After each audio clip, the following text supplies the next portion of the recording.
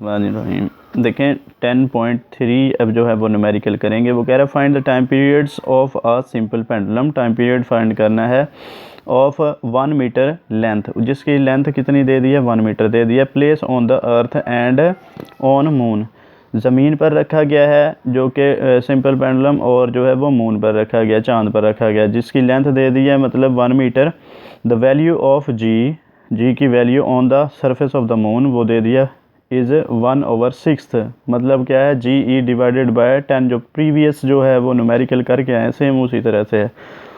Of its value on the earth, ज़मीन की value के 1/6 है वैल्यू। वेयर जी की वैल्यू दे दी है 10 मीटर फी सेकंड का, 10 मीटर फी सेकंड का स्केयर। अपनी बुक सामने रखनी है, चीज़ें बहुत आसानी से क्लियर होती जाएंगी, जो जो गिवन डाटा है उसके मुताबिक चलते जाएंगे। लेंथ दे दी है हमें, अब हम देखते हैं गिवन डाटा इसमें क्या लिखा है। अब यहाँ पे गौर करें, देखें जो है LE मून मतलब अर्थ के लिए और मून के लिए दोनों ही वैल्यू 1 मीटर दे दी हैं। उसकी जो पेंडुलम की जो सिंपल पेंडुलम की लेंथ दे दी है GE 10 मीटर फी सेकंड का स्केयर। ज़मीन के ऊपर जो है जी की वैल्यू, और जो मून के ऊपर जो है वैल्यू हमारे पास कितनी दी है GM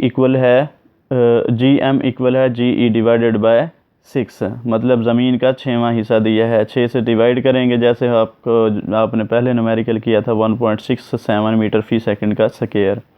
तो टू फाइंड मालूम क्या करना है, वो कह रहा है टाइम पीरियड फाइंड करना था। क्या फाइंड करना है आपने, टाइम पीरियड। देखें किसके ऊपर है, मून पर, चांद पर, और टाइम पीरियड अर्थ पे मालूम करना है। देखें यहाँ पे जो है वो कहता था कि फाइंड द टाइम पीरियड्स का मतलब है ऑफ अ सिंपल पेंडुलम, कहाँ कहाँ, place on earth and on moon, जो कि रखा गया है कहाँ पे, ज़मीन पर और चांद पर। टाइम पीरियड फाइंड करना है तो सीधा सीधा सिंपल सा यहाँ पे तो फार्मूला लगाया है, TM इक्वल है 2 pi square root LM/GM। LM जो है मतलब हमारे पास लेंथ है मून पर कितनी है वो 1 मीटर है, और LE मतलब उसके लिए भी 1 मीटर है 2 पाई, और यहाँ पे GE की वैल्यू कितनी है 10 मीटर फी सेकंड का स्केयर, वो यहाँ पे पुट कर दी। मीटर से मीटर कैंसिल हो जाता है, स्केयर रूट 10 1 डिवाइडेड बाय 10 है तो 0.1 आ जाएगा। 1 divided by 1.67 metre per second का स्केयर है। GM की वैल्यू यहाँ पे 1.67 मीटर फी सेकंड का स्केयर। तो स्केयर रूट लिया हमने, और ये आपके पास क्या है 1 को डिवाइड किया कैलकुलेटर की मदद से। पहले आपने इसको तकसीम करना है, एक को तकसीम कर दें डिवाइडेड बाय 1.67 से, तो मीटर से मीटर कैंसिल हो जाएगा, ठीक है। तो आपके पास ये अगर इसको लेके आए यूनिट कन्वर्जन भी करना चाहें तो फिर सेकंड का स्केयर ऊपर जाएगा, सेकंड का स्केयर वो जज़र से कैंसिल होकर सेकंड ही एंड पे आंस के साथ बच जाएगा। इसको हमने तकसीम किया, तकसीम करने के बाद देखें जज़र के नीचे ये वाला आंसर आ गया। अब हम क्या करेंगे, प्रेस करेंगे जज़र वाली अलामत, और ये लेंगे 0.5988, उसका स्केयर रूट लेंगे, वैल्यू आंसर आ जाएगा 0.7738। मल्टीप्लाई कर देंगे, 2 को मल्टीप्लाई किया, पाई की वैल्यू यहाँ पे 3.142 ले ली, चाहे आप वैल्यू ले लें चाहे पाई से मल्टीप्लाई कर दें, आंसर आ जाएगा 6.284। इन दोनों वैल्यूज़ को मल्टीप्लाई किया 4.8627 सेकंड, इस तरह से आ जाएगा।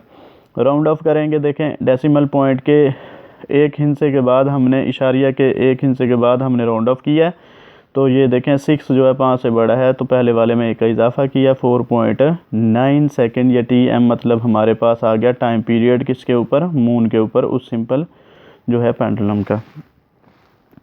तो इसी तरह से जो है यहाँ पे TE अर्थ के ऊपर, वो पाई की वैल्यू 3.142 वैल्यू पुट की, डिवाइड किया 1 डिवाइडेड बाय 10, तो वो आंसर आ गया 0.1 स्क्वायर रूट। स्क्वायर रूट हम इसका जब जज़र लेंगे 0.1 का, तो स्क्वायर रूट लेने के बाद जो आंसर आएगा उस आंसर को हम मल्टीप्लाई कर देंगे 6.284 से, तो रिज़ल्ट आ जाएगा 1.987। राउंड ऑफ करने के बाद देखें ये डेसिमल पॉइंट के बाद 9 है तो एक का पहले वाले में एक का इजाफा हो जाएगा, पहले वाले में एक का इजाफा हो जाएगा, तो वो क्या हो जाएगा 1 क्या बन जाएगा, वो 2 बन जाता है।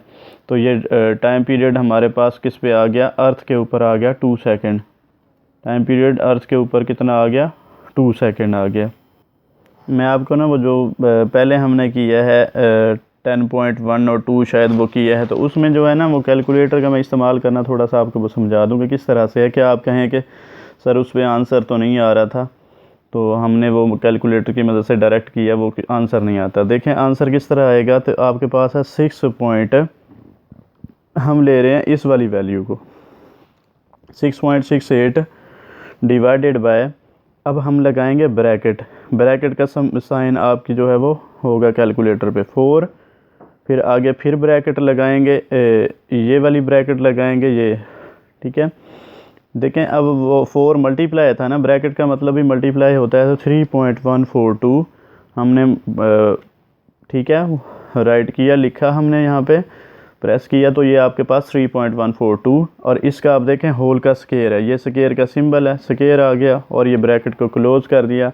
अब आप देखेंगे कि जो है कैलकुलेटर के ऊपर यहाँ पे एक ब्रैकेट ये है, वो इस आखिर वाली जोड़ा होता है ब्रैकेट का हमेशा, तो ये हमने जो है वैल्यू पुट कर ली और वो वैल्यू लिखी थी 6.68 डिवाइडेड बाय ये वाले सारा जैसे जैसे लिखा हुआ था। अब देखते हैं इक्वल, इक्वल का साइन प्रेस करते हैं, देखें ये इक्वल का साइन प्रेस किया तो आंसर आ गया 0.169 और इस तरह से समथिंग वैल्यू आ गई सारी।